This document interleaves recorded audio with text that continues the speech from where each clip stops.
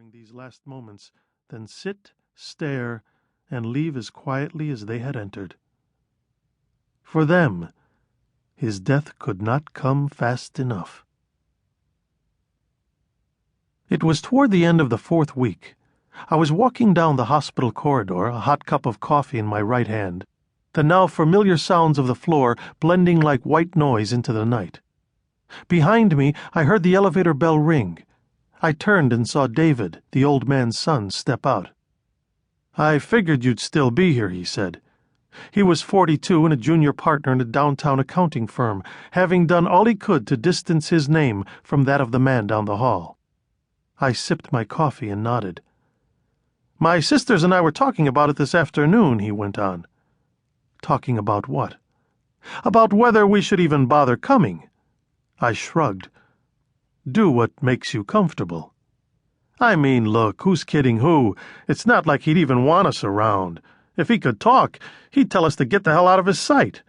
With you, it's different. It's always been different." "You don't need to clear anything with me," I said. "The way he is now, he won't know who's here or who's not." "He knows you're here," David said, his voice taking a step toward hard. "I'll have somebody call you when he's dead," I told him and turned away. "You're just like him," David said, as I made my way back to his father's room. "Maybe that's why he cared for you like he did. You're both heartless bastards." It was nearing 11 on a muggy New York night, the Yankees game from Anaheim just beginning, when the door to room 617B eased open. I looked away from the TV expecting a nurse. Instead, I watched a well-dressed older woman walk quietly toward the bed. She looked to be in her late 60s, with thick gray hair combed straight back in an old-fashioned twist. There was a soft glow to her face, lines and wrinkles defiantly held in check. She had sharp dark eyes, red polish spread over manicured nails, and a two-piece navy pantsuit under a blue topcoat.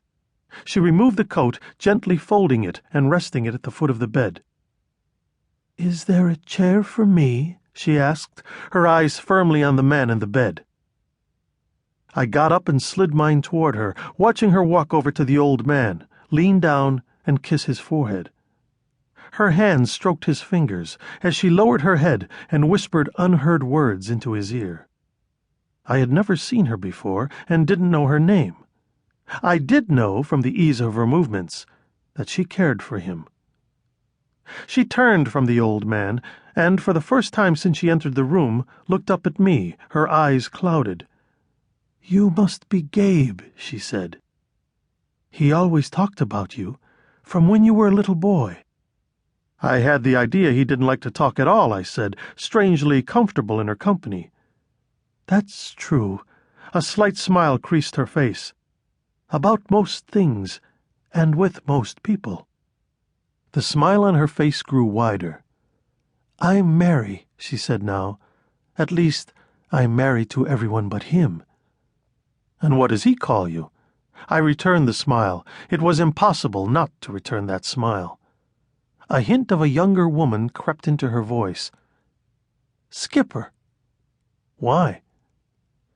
"The first time I met him, my father took us out on his boat. Once we were out of the harbor, I took the wheel, so the two of them would be free to talk. But he never heard a word my father said. All he did was look over at this kid manning a 43-foot boat. He figured none of us would make it back to land." "He was born on a boat," I said, leaning forward against the bed railing. "He didn't care much for that trip either." She nodded and went on. "I'd handled the boat many times for my father. I was practically raised on the water. But when I saw him look at me and could see how nervous he was, I decided to have a little fun. So now and then I'd give him a frightened look or act as if I didn't know what to do, which made him even more nervous." "He ever catch on?" 20 minutes into the trip he figured out I was very lucky or very good, and that either way was enough for us to make it back. The next time he caught my eye, he winked. That's all it took. For Skipper to be born, and for me to fall in love." "You were in love with him?"